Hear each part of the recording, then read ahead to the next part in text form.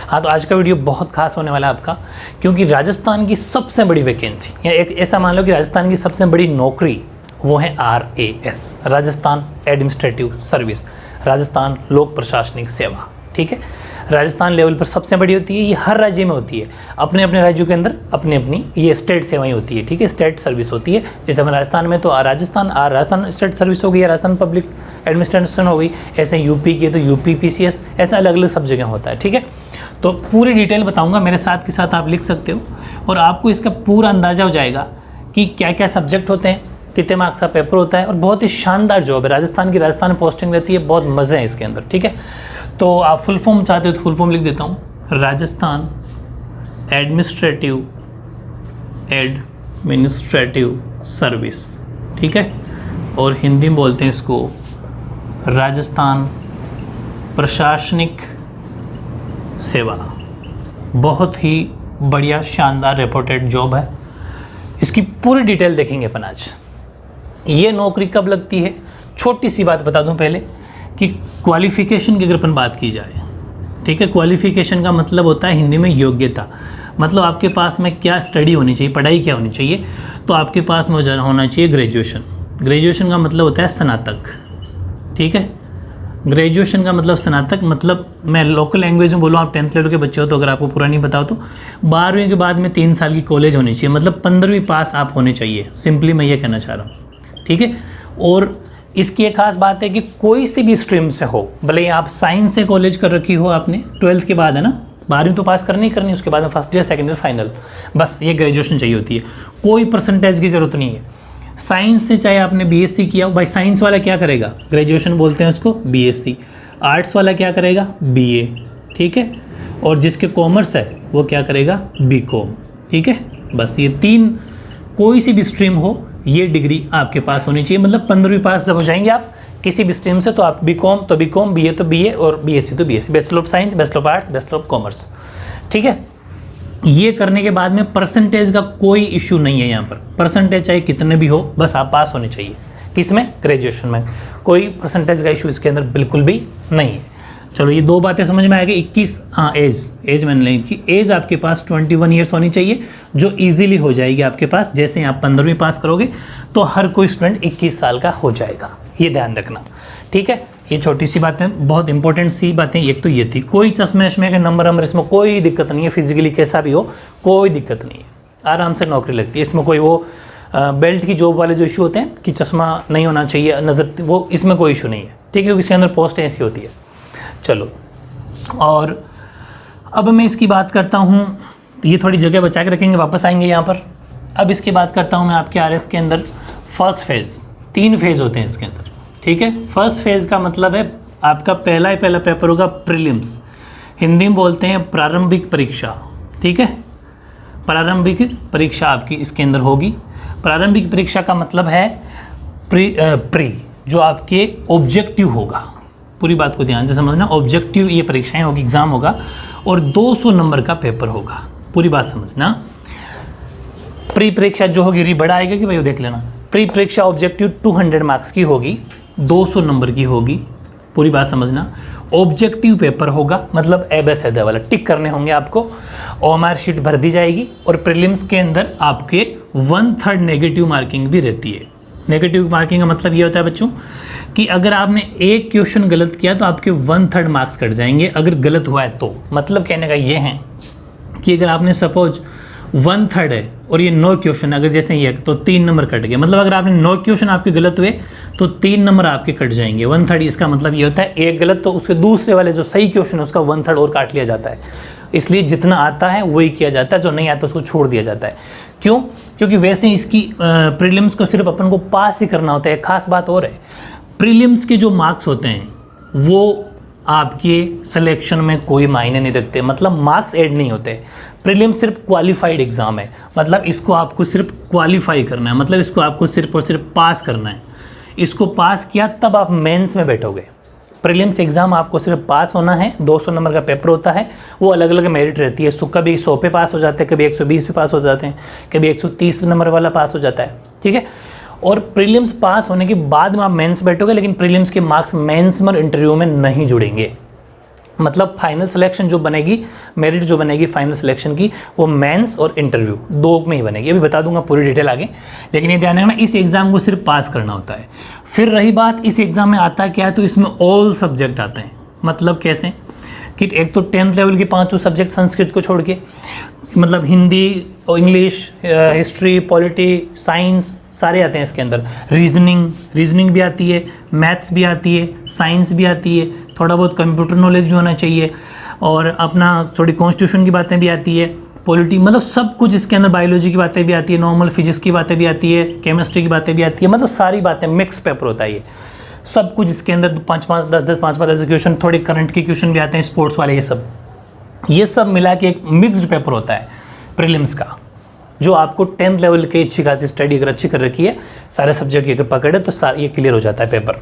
ठीक है, बस इसको अपन ने पास कर लिया, इसमें कोई रोल नहीं है कितने मार्क्स लाओ, सिर्फ पास होना है। लेकिन हमेशा कोशिश करनी है प्रीलिम्स पास हो, क्योंकि बहुत जगह मेंस की तैयारी कर लेते हैं लेकिन प्रीलिम्स पास नहीं होता, फिर वो वहीं रह जाते हैं। प्रीलिम्स पास हुए बिना मेंस बैठ नहीं सकते, ये ज़रूरी है। चलो ये बात समझ में आ गई।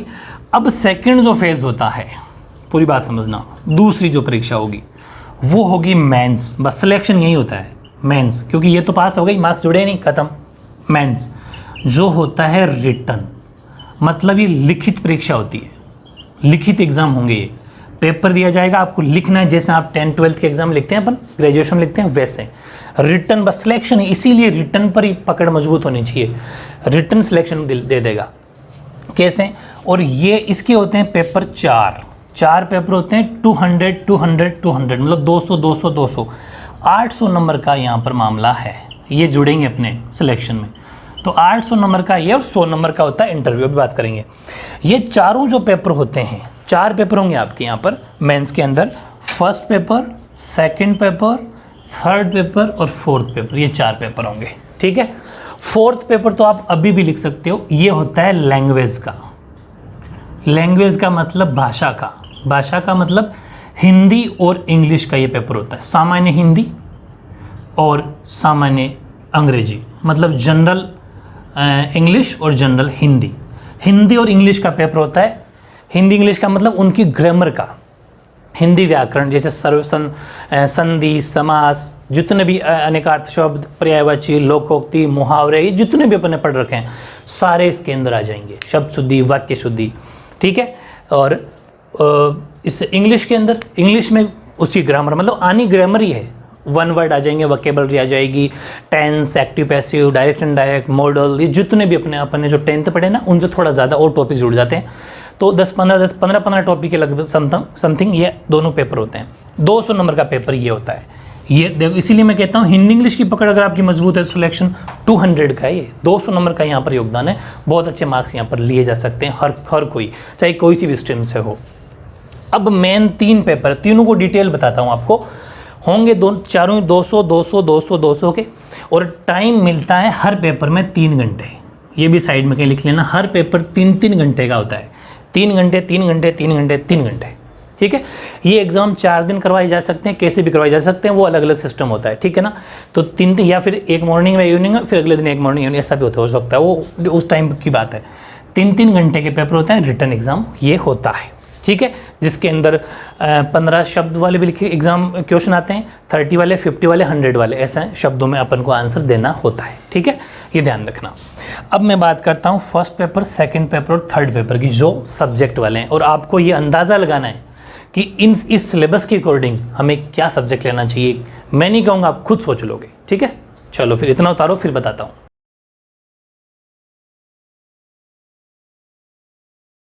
हाँ, अब आओ डिटेल से लिखते हैं। फोर्थ पेपर की बात कर चुके, 200 का होगा, हिंदी इंग्लिश का होगा, टाइम 3 घंटे। अब आ जाओ, ये है 3 पेपर है ना, ये सिलेक्शन करवाते हैं अपना, क्योंकि फोर्थ पेपर तो आपका थोड़ा बहुत पढ़ा हुआ भी होता है और बहुत काम की चीज़ें इजीली कर लोगे, बहुत अच्छी अगर आपने प्रैक्टिस कर रखी है 10th तक 12th तक। हिंदी और इंग्लिश की जो ग्रामर है ना, वो दोनों 12th लेवल तक की आती है। ये छोटी सी बात साइड में कहीं लिख लेना। और आपकी बहुत ज़्यादा खास बात ये है, आरबीएसई बोर्ड में बहुत ज़्यादा बेनिफिट भी रहता है इसका, एनसीईआरटी में भी रहता है, कि हिंदी और इंग्लिश अपने 12th तक पढ़ रखी होती है। तो वहाँ पर हिंदी और इंग्लिश जब पढ़ रखी होती है ना, तो वो वहीं की ग्रामर आती है 12th लेवल तक की। बस 10th में कुछ टॉपिक रह गए ना, वो 11th 12th में आप पढ़ लोगे, तो आपका यहाँ तक मामला बिल्कुल सेट है। इसलिए हिंदी इंग्लिश को अच्छे से पकड़ करनी है। अब देखो फर्स्ट पेपर में क्या आता है। फर्स्ट पेपर में आता है इतिहास, पूरी बात समझना, हिस्ट्री। और इतिहास भी कौन सा, इतिहास आते हैं तीनों, इंडिया, वर्ल्ड का, इंडिया का और राजस्थान का। पूरी बात समझना, विश्व का इतिहास, भारत का इतिहास और राजस्थान का इतिहास। इतिहास एक मतलब इसमें अलग अलग यूनिट बनी हुई है। ये फर्स्ट यूनिट, फर्स्ट पेपर की फर्स्ट यूनिट, सिलेबस लिखा रहा हूँ मैं आपको, ठीक है ना, थोड़ा अंदाजा हो जाए। ये पहली यूनिट। दूसरी यूनिट हो जाएगी अपनी art and culture. Art and culture का मतलब होता है हमारी जो कला व संस्कृति है, हमारी कला व संस्कृति, बिल्कुल आपको बिल्कुल बेसिक चीज़ें बताई जाएगी कि हमारे लोग कैसा पहनावा करते हैं, कैसा अपने यहाँ के नाच गान थे पहले राजा महाराजों, मतलब बहुत सारी बातें इसके अंदर। और राजस्थान हिस्ट्री में राजा महाराजों की कहानियाँ जो अपने पढ़ी थी वो सारी आ जाएगी। और कला संस्कृति में सारे कुछ अपनी संस्कृति की कलाओं की बातें आ जाएगी, जैसे कि ये अपने कैसे मांडते थे, कैसी उष्ट कला, ऊँटों पर कैसे चित्र, ये सारी बातें इस कला में आ जाती है, ठीक है। और नंबर तीसरी बात आती है इकोनॉमी की, ठीक है। इकोनॉमी मतलब अर्थव्यवस्था। अब अर्थव्यवस्था में क्या है कि अर्थव्यवस्था का छोटा सिलेबस है, ज़्यादा बड़ा सिलेबस नहीं होता। और कुछ चीज़ें अपडेट भी करनी पड़ती है अपन को, जैसे जैसे अपन सिलेक्शन एग्ज़ाम होंगे उससे पहले कुछ बातें, जैसे कि रेशियो रेट्स अपनी जो होती हैं, एजुकेशन की मतलब शिक्षा दर हैं, जितनी भी दरें होती है, पॉपुलेशन रेट, जो बहुत सारी वो आगे पीछे होती रहती है। तो इकोनॉमी भी इसके अंदर हमारी आएगी। वो भी इकोनॉमी कौन कौन सी, इंडिया की प्लस राजस्थान की। ऐसे ही ये जो आर्ट एंड कल्चर है ना, ये भी इंडिया प्लस राजस्थान ही पूछा जाएगा, ये ध्यान रखना। तो इंडिया प्लस राजस्थान, हमारे भारत की संस्कृति और राजस्थान की संस्कृति इसके अंदर रहेगी। ज़्यादा पोर्शन राजस्थान का रहेगा क्योंकि आरएस एग्जाम है। और हिस्ट्री तीनों की रहेगी, वर्ल्ड, इंडिया, राजस्थान। बात समझ में आ गई। अब आपको अंदाजा हो जाएगा फर्स्ट पेपर का मामला कैसा है। अब बात करते हैं अपन सेकंड पेपर की। तो सेकंड पेपर की अपन बात करें, अच्छा एक सोशियोलॉजी भी जोड़ लेना इसके अंदर। सोशियोलॉजी का मतलब जैसे आर्ट एंड कल्चर है ना, वैसे समाज शास्त्र बोलते हैं इसको, समाज के बारे में। मतलब वैसे तो वो उसी से लिंक करता है, अपने इसी से इतिहास वगैरह में आ जाता है, लेकिन सोशियोलॉजी को समाज की, समाज शास्त्र भी अपन पढ़ते हैं। समाज के क्या क्या मूल्य होने चाहिए लोगों, मतलब रहन सहन, मतलब कैसे बातचीत कर, बहुत सारी बेसिक सी बातें होती है, मुश्किल नहीं होता। और सेकंड पेपर होगा अपना, एक तो रहेगा अपने साइंस एंड टेक का। साइंस एंड टेक, बिल्कुल साइंस और टेक जो आएगी सिर्फ 10th लेवल की आएगी, ये बात ध्यान रखना। बिल्कुल भी लेवल नहीं होता, बहुत ही प्यारा सा लेवल। 10 लेवल की ही फिजिक्स, 10 लेवल की केमिस्ट्री, 10th की बायोलॉजी। टेक्नोलॉजी कौन सी, जैसे हमारे जो अपने आपका साइंस का 10th क्लास में भी जो चैप्टर है, वैसे ही 18 चैप्टर ऐसा कुछ चैप्टर जो मिसाइल का, ये वाली बातें, बेसिक सी उपग्रहों की बातें। और कुछ करंट की बातें भी आ जाएगी, जैसे अभी प्रेजेंट में और कौन कौन सी अपने इसके अंदर बात कर रहे हैं, इसरो हमारे कौन कौन सा काम कर रहा है, ये सब, ठीक है। और साइंस टेक हो गया। और दूसरी बात हो गई ज्योग्राफी। बहुत बड़ा सिलेबस है ज्योग्राफी का, ये बहुत बड़ी चीज़ है। और ज्योग्राफी भी कौन सी, राजस्थान की ज्योग्राफी, इंडिया की ज्योग्राफी और वर्ल्ड की ज्योग्राफी भी अपन को पढ़नी है। ज्योग्राफी को हिंदी में बोलेंगे भूगोल, और यहाँ इसको बोलेंगे विज्ञान एवं प्रौद्योगिकी। विज्ञान एवं प्रौद्योगिकी एक ही बात है, वैसे इजीली हो जाएगा, ठीक है। ज्योग्राफी हो गई, मतलब जिसे अपन राजस्थान की, इंडिया की और वर्ल्ड की ज्योग्राफी अपन को पढ़नी पड़ेगी। तीसरी बात है थिंकर, ठीक है। थिंकर्स का मतलब होता है दार्शनिक जो होते हैं ना अपने, या फिर ऐसा मान लो कि जो हमारे जो महापुरुष हैं, महापुरुष जैसे गांधी जी की हो गए, ये महापुरुष की बातें इसके अंदर आ जाएगी, ठीक है। गांधी जी हो गए, अपने भगवत गीता के बारे में नॉलेज हो गया, ये सारी बातें इसके अंदर आ जाती है। महापुरुषों के बारे में, अपने दार्शनिकों के बारे में, ठीक है, ये सारी बातें इसमें आती है। जो अपन बहुत कुछ पढ़ेंगे कि समाज में ऐसे लोगों से हम ऐसे, हाँ, सोशल रिफॉर्म हो गया, सोशल रिफॉर्म्स यानी कि सामाजिक सुधार। जैसे कि सामाजिक सुधार किए थे, कौन कौन से सामाजिक सुधार किए, जैसे राजा राम मोहन राय हो गए, स्वामी विवेकानंद जी हो गए, ये बहुत सारी बातें इसके अंदर थोड़ी बहुत आती है। मतलब साइंस टेक का थोड़ा सा योगदान है, और ज़्यादा बहुत बड़ा सिलेबस यहाँ पर ज्योग्राफी का सबसे बड़ा सिलेबस है, और थिंकर इनकी भी थोड़ी थोड़ी बातें हैं। मतलब ऐसा मैं अगर ऑलमोस्ट अगर इसको रेशियो में बांटूँ तो ज्योग्राफी अकेली यहाँ पर 60 से 70% का योगदान रखती है, और ये दोनों 20-25-30 का योगदान। तो साइंस का कोई ज़्यादा नहीं है, वेटेज अब कम हो गया है। साइंस का वेटेज ऐसा नहीं है बिल्कुल भी अब कि भाई पहले अलग था सिलेबस जब सब्जेक्ट लिया जाता था, अब सब्जेक्ट का इशू नहीं है इसमें कोई सेपरेट। जैसे आईएएस के अंदर एक वैकल्पिक विषय लिया जाता है, मतलब अपना एक ऑप्शनल सब्जेक्ट होता है, यहाँ पर ऑप्शनल सब्जेक्ट नहीं है, कोई सा भी स्ट्रीम का उनको ये एग्ज़ाम देने पड़ेंगे। अब आप सोच लो, अंदाज़ा लगाना क्या स्ट्रीम सही रहेगी, अभी बताता हूँ, अभी लास्ट में बताऊँगा मेरे हिसाब से। और तीसरा पेपर, हाँ थर्ड पेपर की मैं अगर बात करूँ तो ये सबसे इंपॉर्टेंट है पॉलिटी। हमारा पूरा का पूरा संविधान, मतलब हमारी राजनीति विज्ञान बोलते हैं इसको, राजनीति विज्ञान। इसमें पॉलिटिक्स होगी, पूरी पॉलिटी पढ़ेंगे अपन, हमारा संविधान जितनी भी कॉन्स्टिट्यूशन पूरा इसके अंदर आ जाता है, ठीक है। और दूसरी इसके अंदर पब्लिक एडमिनिस्ट्रेशन, सबसे बड़ी इंपॉर्टेंट चीज़ जिस जॉब में आप जा रहे हो, यानी कि लोक प्रशासन, ठीक है। लोक प्रशासन भी इसके अंदर ही आता है, पब्लिक एडमिनिस्ट्रेशन, पॉलिटी, राजनीति विज्ञान। दो बातें हो गई, और राजनीति में समझ में आएगी, पॉलिटी पब्लिक एडमिनिस्ट्रेशन समझ में आएगी। और तीसरा जो पॉइंट होता है इसके अंदर एक नया जोड़ा है, स्पोर्ट्स वाला।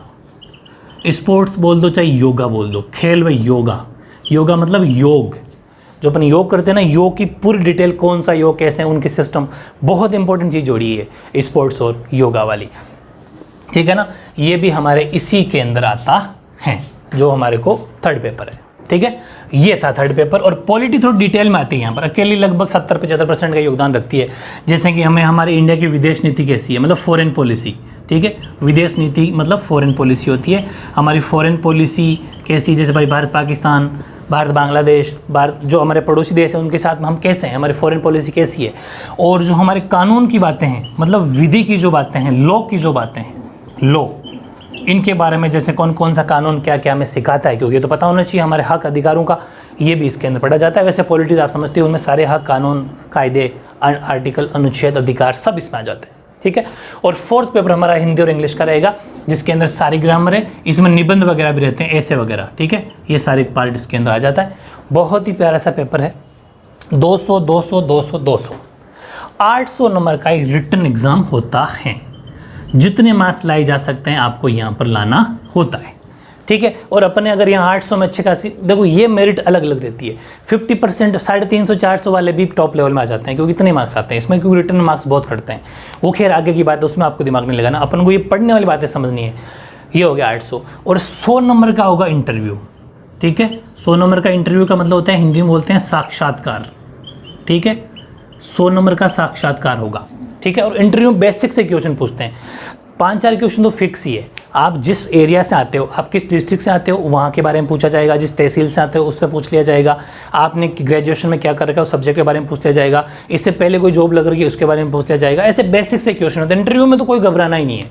ऐसे बेसिक क्वेश्चन होते हैं। कुछ स्टडी से रिलेटेड क्वेश्चन भी होते हैं, जैसे कि लॉ के हो गए, पॉलिटिक्स के क्वेश्चन हो गए, है ना, ऐसे क्वेश्चन। या फिर थोड़ी बहुत ज्योग्राफी क्वेश्चन हो गए कि अभी वहाँ पर है। और कुछ क्वेश्चन ऐसे हो जाएंगे जैसे अभी कोरोना महामारी चल रही है, तो ऐसी क्वेश्चन पूछ लेंगे कि इस महामारी में अगर वहाँ के एसडीएम या वहाँ के आप आरपीएस अधिकारी, वहाँ के प्रेजेंट आप पुलिस अधिकारी होते हैं, तो आप इस स्थिति को कैसे संभालते हैं। तो ऐसे क्वेश्चन कुछ होते हैं जो आप जैसे ही ये तैयारी करोगे ना तो हो जाएगा। अब मैं छोटी सी एक राय देना चाहूँगा, हमेशा अगर आपको आरएएस के बारे में सोच रहे हैं कि राजस्थान की सबसे टॉप लेवल की नौकरी करनी है, शानदार रेपुटेड जॉब करनी है मुझे, तो आप खुद अंदाज़ा लगा लो कि इसके अंदर साइंस का कोई खास इंपॉर्टेंट बिल्कुल भी नहीं है। और अगर आप सिलेक्शन चाहते हो कि आपका जैसे 11वीं 12वीं पढ़ ली, 3 साल ग्रेजुएशन कर ली और नौकरी लगानी है, तो बेस्ट ऑप्शन रहेगा कि आप आर्ट्स लो, ठीक है। अगर यही नौकरी चाहते हो तो पूरी बात सुनना, तो आपको आर्ट्स लेनी चाहिए। और ये सिलेबस आपके सामने, खुद अंदाज़ा लगा लो, मैं नहीं कह रहा, ठीक है। आर्ट्स लोगे तो सिलेक्शन बहुत जल्दी हो जाएगा, वरना 5 साल साइंस पढ़ोगे फिर 5 साल आर्ट्स पढ़ोगे, इतने में कॉम्पिटिशन कहाँ जाएगा वो आप जानते हो। तो एक तो आपको आर्ट्स लेना सबसे बेटर होगा। और आर्ट्स में भी मेरी एडवाइस में कौन से सब्जेक्ट लेने हैं वो देख लो, तो सबसे बेस्ट रहेगा आप हिस्ट्री लो, आप पॉलिटी लो और आप ज्योग्राफी लो, मतलब इतिहास लो, राजनीति विज्ञान लो और भूगोल। ये 3 सब्जेक्ट आप ले सकते हो। जिस स्कूल में नहीं है तो स्कूल चेंज कर लेना। तीनों सब्जेक्ट ज़्यादा बेटर आपके रहेंगे, ठीक है, अगर आपको सिलेक्शन जल्दी चाहना है, क्योंकि ज्योग्राफी का सबसे बड़ा पोर्शन है इंडिया, राजस्थान और वर्ल्ड। पॉलिटी भी अपने ऐसी आएगी भाई, इंडिया की पॉलिटी आएगी, और वर्ल्ड की पॉलिटी पढ़नी पड़ेगी। तो राजस्थान तो कह रही, ये पॉलिटी भी पूरी बहुत बड़ा लेवल पॉलिटी का है। और बात की जाए हिस्ट्री की, तो ये रही हिस्ट्री, बहुत ही बड़े बड़े ये मेजर तीनों आपके पेपर होते हैं जो आपको आर्ट्स ही दिलाता है।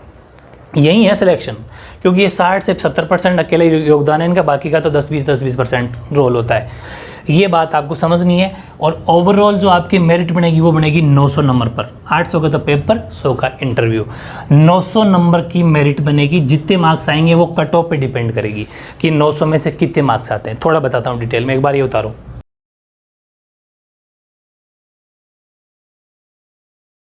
ठीक है। अब थोड़ी सी बातें समझो कि मेरिट बनी 800 प्लस 100 पर, प्रीलिम्स वाले 200 नंबर नहीं जुड़ेंगे, 900 पर आपका जितने आप मार्क्स लेके आते हो सिलेक्शन हो जाएगा। और डिपेंड करेगा मेरिट 450 पर रही कितने पर रही। अब छोटी सी बात बताता हूँ, इस RS के अंदर कुछ खास पोस्टें होती है। सबसे बड़ी पोस्ट SDM, जिसे कहा जाता है प्रॉपर RS। इसका दूसरी लैंग्वेज में क्या कहा जाता है? प्रॉपर RS, की प्रॉपर RS बन गए, मतलब सब डिवीज़न मजिस्ट्रेट SDM, ठीक है। और दूसरी जो बड़ी पोस्ट है वो है RPS, राजस्थान पुलिस सर्विस। जैसे IPS होता है इंडियन पुलिस सर्विस, वो पूरे भारत इंडिया लेवल पे होता है, सेंट्रल गवर्नमेंट। वैसे ये हमारे हो गया राजस्थान का सबसे बड़ा पुलिस अधिकारी RPS, ठीक है। सब थाने वाले खूब सरेंडर में आते हैं इनके। और एक है RTS, इन्हें बोलते हैं राजस्थान, ये तहसीलदार सेवा है, तहसीलदार सर्विस, जिसे मैं आपको हिंदी में ये बता दूं तो आप बहुत फेमस वर्ड है तहसीलदार, तहसीलदार साहब, ये तहसीलदार साहब बन जाते हैं। अब 900, और अब जैसे मैं एक बात करूं, एग्ज़ाम सपोज वैकेंसी यही 1000 जनों को लेना है, जैसे गवर्नमेंट ने कह दिया कि 1000 की इतनी आती है, 1800, कभी कभी 1100। 1000 की वैकेंसी बहुत बड़ी वैकेंसी मानी जाती है। 700-800 की पोस्ट आती है, वैसे 600-700, कभी कभी 1000, कभी 800। जैसे इस बार जो आएगी जुलाई अगस्त के अंदर, हो सकता है वैकेंसी 1000 प्लस में आए। तो 1000 की वैकेंसी सपोज आती है, मतलब 1000 जनों को लेना है। तो अगर आपकी रैंक, ठीक है, अगर आपकी रैंक, थोड़ा बहुत कैटेगरी का फ़र्क पड़ता है, जनरल, OBC, ST SC, लेकिन एक बात बता रहा हूँ मोटा मोटी, उस पर मत जाना आप, कि अगर आपकी रैंक ऊपर के 100 में आती है, टॉप 100 में आ जाती है 80-90 तक, तो आपका SDM में सिलेक्शन हो जाता है। आपको इतना ही दिमाग लगाना है। और अगर 100 से 200, यानी कि 0 से लेकर 200 के बीच में आ जाती है, तो आप RPS बन जाते हो। और फिर उसके बाद में 300 के समथिंग तक आप तहसीलदार बन जाते हो, है ना। टॉप 1000 में से 300 वही रैंक तक। और इसके नीचे और ज़्यादा रैंक बढ़ती, फिर वो उतने लेवल की नौकरी नहीं रहती, होते तो वो भी RS हैं, कहलाएंगे तो वो भी RS अधिकारी, लेकिन वो थोड़ी सी पोस्ट फिर हल्की हो जाएगी, ठीक है। वो उसमें इतनी पावर नहीं रहेगी। जैसे इनके पास तो पावर रहेगी बहुत बड़ी, पूरे पुलिस विभाग को संभालेंगे, ये पूरे तहसील को संभालेंगे, ये डिस्ट्रिक्ट लेवल पे होते हैं। तो ये सारी बातें आप जिला लेवल पे होते हैं। ये बातें समझ में आ गई। अब मैं छोटी सी बात बता दूँ आपको, पावर तीनों ही बहुत अच्छे हैं। अब यहाँ पर भी आप जैसे फॉर्म भरने जाओगे तो आपसे भराया जाएगा कि आप अगर टॉप में आ गए तो आप फर्स्ट प्रायोरिटी किसको दोगे, मतलब जैसे पहली नौकरी आप किसको चाहते हो। तो कुछ जो होते हैं ना कि जिनको बेल्ट की जॉब या जिसको जुनून वाली वर्दी वाली जॉब पसंद है, तो उनको भले ही वो टॉप 5 में आए, फिर भी वो कहते हैं कि हम RPS बनेंगे। तो ये आप पर डिपेंड करता है, ये दोनों नौकरी है ना, ये आप पर डिपेंड करेगी आप, क्योंकि कुछ ऐसे भी होते हैं जो जिनकी रैंक 5वीं 10वीं, तो भी वो RPS बनना चाहते हैं, पुलिस की वर्दी पहनना चाहते हैं कि मुझे ये वाली जॉब करनी है, और या फिर SDM। तो ये अपन से भरवाया जाएगा ना, वही हमें मिलेगा। जैसे आपके 100 में आपकी पोस्ट आएगी, सपोज 10वीं पोस्ट आई, तो अब आपके पास जो आपने पहले ऑप्शन भरा था, आप पहले RPS ही बनोगे, RPS ही बनाया जाएगा आपको, क्योंकि आपकी रैंक अच्छी है। तो आपको फर्स्ट प्रायोरिटी RPS, जो इसीलिए फॉर्म जो भरते हैं वो ध्यान रखा जाता है। और फिर सपोज 3rd RTS कह दिया, फिर आगे 1-2 पोस्ट समझ में आ गई, तो मेजर पोस्ट है ये। खैर वो आगे की बात ही, मैंने छोटा सा नॉलेज आपको करवा दिया। तो आई थिंक ये कुछ बातें थी जो आपको इसके अंदर ध्यान रखना है, ठीक है। और रिटन पेपर के अंदर कोई माइनस मार्किंग होती नहीं है, वो तो फिर लिखे जाते होते मार्क्स मिल जाते हैं, ठीक है ना। तो आई थिंक आपको ये नॉलेज जरूर रखना चाहिए, और क्या सब्जेक्ट लेना है, क्योंकि ये बातें आपको हर कोई नहीं बताता। ये प्रैक्टिकली बातें जो हम अभी आजमा रहे हैं, हमारे सामने जो प्रोसेस है वो मैं आपको बताता हूँ, ताकि आपको भी नॉलेज रहे, ठीक है। ओके।